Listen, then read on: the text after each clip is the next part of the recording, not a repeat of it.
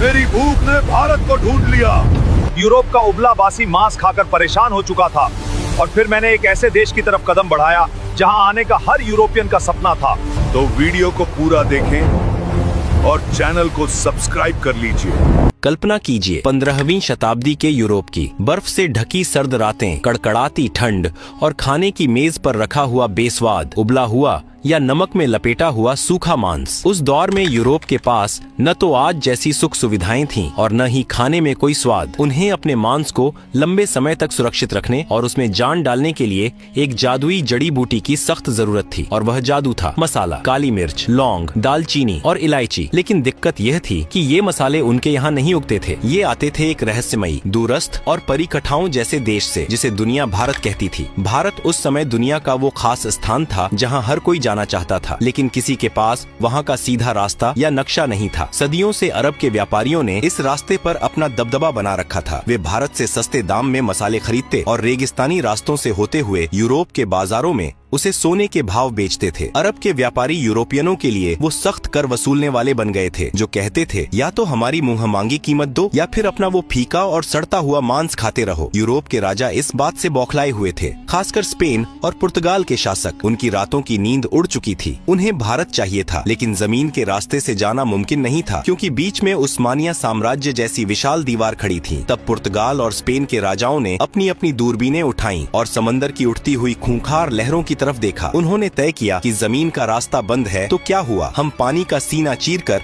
भारत का दरवाजा ढूंढ निकालेंगे। यह कोई साधारण फैसला नहीं था। आज के समय में बिना दिशा सूचक यंत्र के अनजान शहर में जाना मुश्किल होता है। जरा सोचिए, उस दौर में जब लोगों का मानना था कि दुनिया चपट्टी है। नाविकों में खौफ था कि अगर वे समंदर में बहुत दूर गए तो दुनिया के किनारे से नीचे एक अनंत खाई में गिर जाएंगे या उन्हें विशाल समुद्री राक्षस निगल लेंगे। समंदर उस समय एक ऐसा क्रूर हत्यारा था जो बिना चेतावनी दिए इंसान को लील जाता था। इन्हीं डरे हुए लेकिन लालची माहौल में पुर्तगाल से एक आदमी निकला जिसका नाम था बार्थोलोम्यू डियाज। उसने कहा, महाराज, मैं खोजूंगा भारत। वो अपनी नाव लेकर अफ्रीका के तटों के किनारे किनारे नीचे की तरफ गया, लेकिन जैसे ही वो अफ्रीका के सबसे निचले हिस्से पर पहुंचा, समंदर ने अपना असली खौफनाक रूप दिखा दिया। लहरें पहाड़ों जितनी ऊंची उठ रही थीं, हवाएं जहाज के चीथड़े उड़ाने पर आमादा थीं। डियाज की हालत खराब हो गई। उसने हाथ जोड़ लिए और कहा, भाई, मुझे नहीं चाहिए भारत, मेरी जान ज्यादा कीमती है। उसने उस जगह का नाम रखा तूफानों का अंतरीप और अपनी नाव उल्टी घुमाकर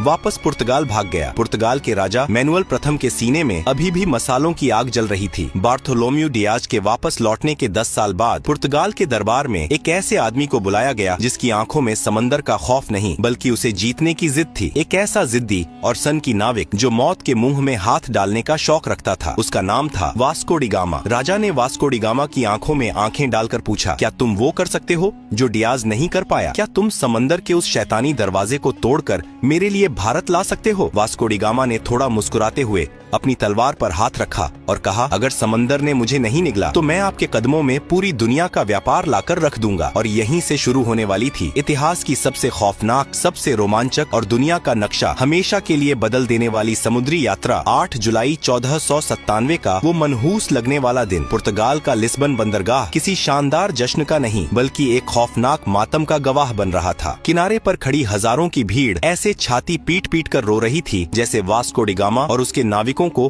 किसी समुद्री यात्रा पर नहीं बल्कि सीधे यमराज के पास एक तरफा टिकट देकर भेजा जा रहा हो। जैसे ही लिस्बन का तट आंखों से ओझल हुआ और जहाज खुले अटलांटिक महासागर में पहुंचे, समंदर ने अपना असली खूंखार रूप दिखाना शुरू कर दिया। न कोई दिशा सूचक यंत्र, न कोई मौसम विभाग की चेतावनी और न ही कोई दिशा बताने वाला यंत्र जो पूरी तरह सटीक हो। सिर्फ आसमान के तारे और भगवान के भरोसे ये मुसाफिर एक ऐसी दुनिया की तरफ बढ़ रहे थे जिसका नक्शा आज तक किसी इंसान ने नहीं बनाया था। कुछ हफ्तों तक तो सब ठीक रहा, हवाएं मेहरबान रहीं, लेकिन फिर अटलांटिक महासागर का मिजाज खराब हो गया। लहरें इतनी ऊंची उठने लगीं जैसे 10 मंजिला पानी की इमारत टूटकर सीधे जहाजों पर गिर रही हो। आसमान में बिजलियां ऐसे कड़क रही थीं मानो ऊपर कोई महायुद्ध चल रहा हो। तूफानी हवाओं ने जहाजों के पालों को फाड़कर चीथड़े कर दिया। लकड़ी के जहाज ऐसे चरमरा रहे थे जैसे कोई अदृश्य दैत्य उनकी हड्डी हड्डियां चबा रहा हो। निचले हिस्से में नाविकों की हालत देखकर तरस आता था। दिन रात के हिचकोलों से उल्टियां करते करते उनकी आंतें बाहर आ रही थीं। हर कोई माथा पकड़कर रो रहा था। भाई किस पागल के चक्कर में पड़ गए, शांति से पुर्तगाल में बैठकर सूखी रोटी खा लेते। ये भारत के मसालों के चक्कर में अब समंदर की मछलियों का चारा बनेंगे। तूफान तो जैसे तैसे पार हो गया, लेकिन फिर एक और खामोश, अदृश्य और खूंखार दुश्मन ने उन पर हमला कर दिया। शरीर घलाने वाली बीमारी, महीनों से ताज़ा खाना, फल और जीवन देने वाले तत्व न मिलने के कारण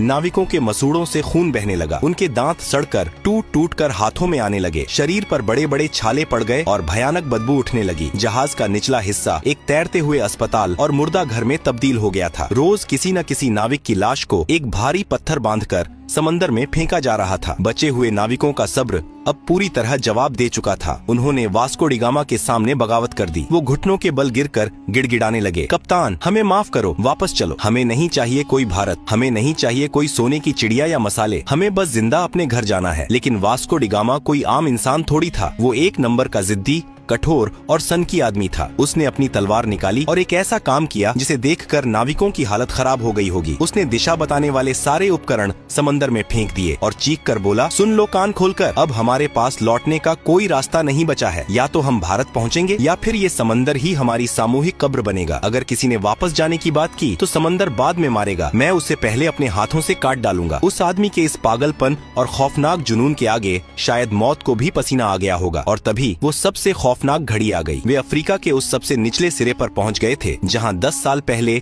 बार्थोलोम्यू डियाज ने अपनी हार मान ली थी। वो जगह थी तूफानों का अंतरीप। आसमान दिन में ही स्याह काला हो गया। ऐसा लग रहा था मानो समंदर और आसमान ने मिलकर इन जहाजों को पीसने की कसम खा ली हो। लहरें इतनी विशाल थीं कि जहाज उनके सामने पानी के बुलबुले लग रहे थे। एक लहर जहाज को आसमान की तरफ उछालती तो दूसरी उसे पाताल में धकेल देती। साओ राफेल जहाज का ढांचा बुरी तरह टूट गया था। हर नाविक ने अपनी आंखें बंद कर लीं और अपने अंतिम समय की प्रार्थना करने लगा। लेकिन वास्को डी गामा जहाज के पहिए को लोहे की तरह मजबूती से पकड़े सीना ताने तूफान की आंखों में आंखें डालकर खड़ा था। प्रकृति अपने पूरे रौद्र रूप में थी। वो उन्हें निगलना चाहती थी, लेकिन एक इंसान की शुद्ध जिद और पागलपन के आगे वो भी हारने लगी। कई दिनों की इस रोंगटे खड़े करने वाली मौत की लड़ाई के बाद अचानक एक सुबह चमत्कार हुआ। तूफान थम गया, हवाएं सर्द से गर्म होने लगीं, लहरें शांत हो गईं और पानी का रंग बदल गया। वास्को डी गामा और उसके बचे खुचे थके हारे नाविकों ने अपनी आंखें खोली। उन्होंने वो कर दिखाया था जो दुनिया के इतिहास में आज तक किसी ने नहीं किया था। उन्होंने उस मौत के दरवाजे को तोड़ दिया था और अब वे एक बिल्कुल नए महासागर, हिंद महासागर में प्रवेश कर चुके थे। उस दिन के बाद से उस खूंखार तूफानों के अंतरीप का नाम बदलकर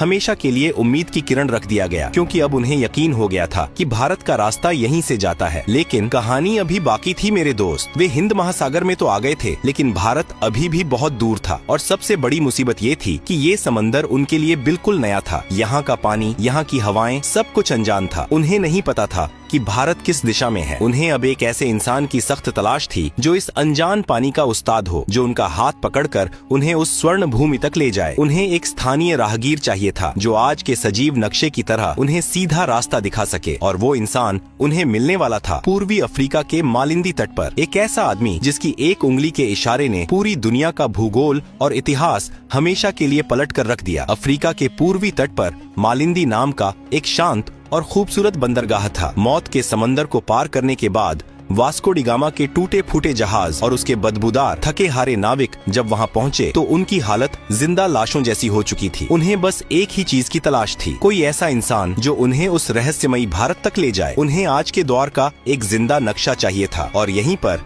इतिहास ने सबसे बड़ा और मजेदार मोड़ लिया। वास्को की मुलाकात एक ऐसे इंसान से हुई जिसने उसका हाथ पकड़कर दुनिया का नक्शा ही बदल दिया। उस भारतीय नाविक ने उसे जो चीज दिखाई उसने पुर्तगालियों के होश उड़ा दिए। उसने सितारों की स्थिति, मानसून की हवाओं और समुद्री धाराओं का ऐसा सजीव ज्ञान समझाया जिसे देखकर वास्को डी गामा को लगा कि ये लोग तो समंदर के असली उस्ताद हैं। हवा का रुख बदला। मानसून की तेज और मेहरबान हवाओं ने वास्को डी गामा के जहाजों के फटे हुए पालों में नई जान फूंक दी। अब उन्हें पतवार घुमाने की भी जरूरत नहीं थी। हवाएं खुद उन्हें उनकी मंजिल की तरफ धकेल रही थीं। जैसे जैसे दिन बीत रहे थे, नाविकों की धड़कनें तेज हो रही थीं। क्या सच में कोई भारत है या ये सब एक छलावा है? तभी एक शाम आसमान में कुछ समुद्री पक्षी उड़ते हुए दिखाई दिए। ये पक्षी पूर्व दिशा की ओर जा रहे थे। वास्को डी गामा समझ गया, जहाँ पक्षी जा रहे हैं वहीं कोई जमीन है। और फिर आई 20 मई 1498 की वो जादुई सुबह। समंदर की लहरें एकदम शांत थीं। सूरज की सुनहरी किरणें पानी पर ऐसे बिखर रही थीं जैसे किसी ने पिघला हुआ सोना बिछा दिया हो। अचानक हवा के एक तेज झोंके के साथ एक ऐसी खुशबू आई जिसने पुर्तगालियों के दिमाग सुन्न कर दिए। यह ना तो उनके जहाजों की सड़ांध थी और ना ही समंदर के खारे पानी की महक। यह चंदन, इलायची और काली मिर्च की वो दिव्य और नशीली खुशबू थी जिसके लिए उन्होंने मौतों का समंदर पार किया था। कोहरा छंटा और उनके सामने उभरी नारियल के ऊंचे पेड़ों की कतारें। दूर से मंदिरों की घंटियों की मधुर आवाज गूंज रही थी और एक विशाल वैभवशाली शहर उनके सामने खड़ा था। यह कोई भ्रम नहीं था, यह भारत का पश्चिमी तट था, कालीकट, जो आज के केरल में है। वास्को डी गामा और उसके नाविकों की आंखों से आंसू छलक पड़े। महीनों से मौत को चकमा देते देते वे आखिरकार उस स्वर्ण भूमि पर पहुंच ही गए थे। जैसे ही जहाज किनारे लगे, नाविक पागलों की तरह जमीन पर कूद पड़े। वे घुटनों के बल गिरे, कुछ ने रेत को चूम लिया, कुछ रोते हुए आसमान की तरफ हाथ जोड़कर भगवान का शुक्रिया अदा करने लगे। यह सिर्फ एक समुद्री यात्रा की जीत नहीं थी, यह यूरोप के उस खौफ पर जीत थी जो उन्हें सदियों से डराता आ रहा था। लेकिन जब वास्को डी गामा ने कालीकट के बाजार में कदम रखा तो उसके होश फाख्ता हो गए। उसने सोचा था कि वो किसी पिछड़ी हुई जगह पर जा रहा है, लेकिन कालीकट तो उस समय का महान नगर या स्वर्ण नगरी लग रहा था। बंदरगाह पर दर्जनों देशों के व्यापारी मौजूद थे। सोने की तरह चमकते मसाले बोरियों में ऐसे खुले पड़े थे जैसे उनके यहाँ मिट्टी पड़ी होती है। रेशम के कपड़े, बेशकीमती रत्न और मसालों के पहाड़ देखकर वास्को डी गामा को समझ आ गया कि जिस भारत को वो खोजने का घमंड कर रहा था, वो भारत तो पहले से ही दुनिया के व्यापार का सरताज बना बैठा था। फिर बारी आई वहाँ के राजा से मुलाकात की। केरल के उस बेहद शक्तिशाली राजा का नाम था जामोरिन। जरा इस अजीबो गरीब सांस्कृतिक टकराव की कल्पना कीजिए। राजा जामोरिन अपने भव्य दरबार में एक ऊंचे सोने के सिंहासन पर बैठे थे। उनका पूरा शरीर बेशकीमती गहनों, सोने की मोटी जंजीरों और हीरों से लदा हुआ था और उनके सामने खड़ा था वास्को डी गामा, जिसने महीनों से ठीक से नहाया नहीं था, जिसके कपड़े फटे पुराने और अजीबो गरीब थे। वास्को डी गामा ने थोड़ा अकड़ते हुए राजा को अपना उपहार पेश किया। अब सोचिए वो पुर्तगाल से क्या लाया था। कुछ सस्ती लकड़ियाँ, कुछ ऊनी टोपियाँ, पीतल के बर्तन और शहद। ये देखकर राजा जामोरिन के दरबारियों को जोर की हंसी आ गई। उन्होंने सोचा, अरे भिखारी, ये क्या कबाड़ उठा लाए हो? हमारे यहाँ के नौकर भी इससे महंगा सामान पहनते हैं। लेकिन राजा जामोरिन बहुत ही शांत और समझदार थे। उन्होंने भारतीय संस्कृति का पालन करते हुए इस विदेशी मेहमान का स्वागत किया और उसे अपने राज्य में व्यापार करने की अनुमति दे दी। वास्को डी गामा को अभी भी यकीन नहीं हो रहा था। जिस चीज के लिए यूरोप वाले सालों से तरस रहे थे, वो भारत ने उन्हें बिना किसी लड़ाई के ऐसे ही दे दी। लेकिन वास्को की आंखों में अब एक अलग ही चमक आ चुकी थी। वह सिर्फ व्यापार करने नहीं आया था, उसने कालीकट की अपार संपत्ति देख ली थी और उसके लालची दिमाग में अब एक ऐसा शैतानी महायोजना पक रही थी जो अगले कुछ दशकों में पूरी दुनिया का इतिहास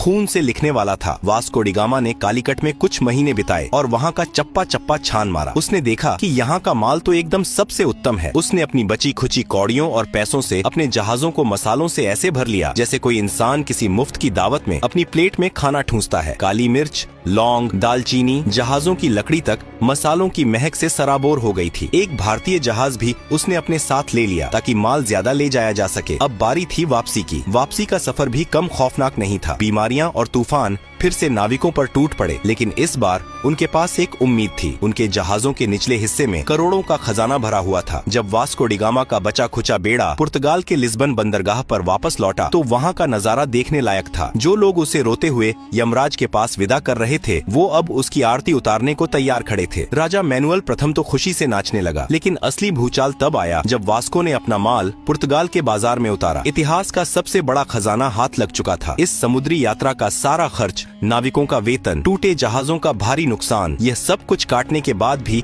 उस एक खेप से वास्को डी गामा को पूरे 64 गुना का शुद्ध मुनाफा हुआ। जरा सोचिए, आज के जमाने में लोग व्यापार में थोड़े से मुनाफे के लिए पागल हो जाते हैं और इस आदमी ने एक ही बार में इतना बम्पर मुनाफा मार दिया था। अब तो पुर्तगाल के मजे आ गए, लेकिन ये खबर छुपने वाली थोड़ी थी। पूरे यूरोप में हल्ला मच गया। अरे भारत मिल गया रे, मसालों का कुबेर का खजाना मिल गया। स्पेन, फ्रांस, हॉलैंड और ब्रिटेन, सबके राजाओं की रातों की नींद उड़ गई। पूरे यूरोप में आग लग गई कि ये कंगाल पुर्तगाल वाला रातों रात इतना अमीर कैसे हो गया। जब वो जा सकता है तो हम क्यों नहीं। देखते ही देखते यूरोप के हर देश ने अपने अपने जहाज समंदर में उतार दिए। समंदर में जैसे भीड़ लग गई। सब एक ही रट लगाए हुए थे, चलो भारत, चलो भारत। लेकिन यहीं से इस कहानी का सबसे स्याह, सबसे खौफनाक और दर्दनाक अध्याय शुरू होता है। वास्को डी गामा ने जिस समुद्री दरवाजे को खोला था वह असल में आफत का पिटारा था। यह सिर्फ व्यापार का एक नया रास्ता नहीं था, यह यूरोप के खूनी लालच, क्रूरता और साम्राज्यवाद का एक सीधा निमंत्रण था। जिन पुर्तगालियों का राजा जामोरिन ने भारतीय परंपरा के अनुसार अतिथि मानकर स्वागत किया था, उन्होंने व्यापारिक चौकियों को किलों में बदलना शुरू कर दिया। उन्होंने तोपें तान दी और समंदर पर दादागिरी शुरू कर दी। उनके पीछे पीछे डच आए, फिर फ्रांसीसी अपनी नौसेना लेकर आ धमके और अंत में आया इतिहास का सबसे शातिर, सबसे खतरनाक सफेद पोश भेड़िया, अंग्रेजों की व्यापारिक कंपनी। इन यूरोपीय ताकतों को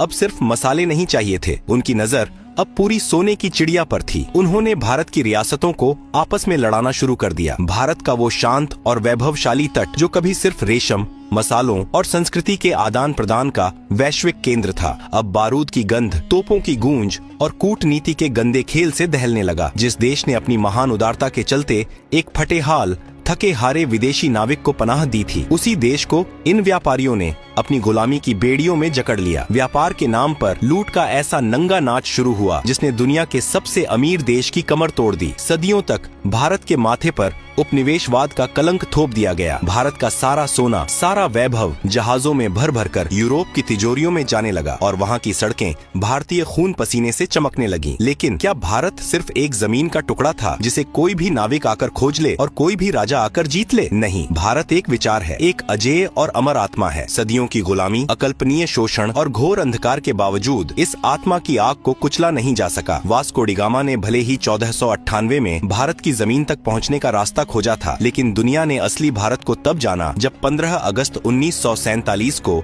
इस देश ने अपनी छाती पर रखी गुलामी की बेड़ियों को एक झटके में तोड़कर फेंक दिया। जब लाल किले की प्राचीर से आसमान में तिरंगा शान से लहराया तो दुनिया को यह परम सत्य समझ में आ गया कि भारत को कोई खोज नहीं सकता। यह वो सनातन सत्य है जो हमेशा से था, है और अनंत काल तक रहेगा। और इस तरह मसालों की एक हल्की सी खुशबू से शुरू हुई एक खौफनाक समुद्री यात्रा ने दुनिया को उसका सबसे बड़ा सबक सिखा दिया कि आप सोने की चिड़िया को कुछ वक्त के लिए पिंजरे में तो कैद कर सकते हैं, लेकिन उसकी उड़ान को हमेशा के लिए कोई नहीं रोक सकता।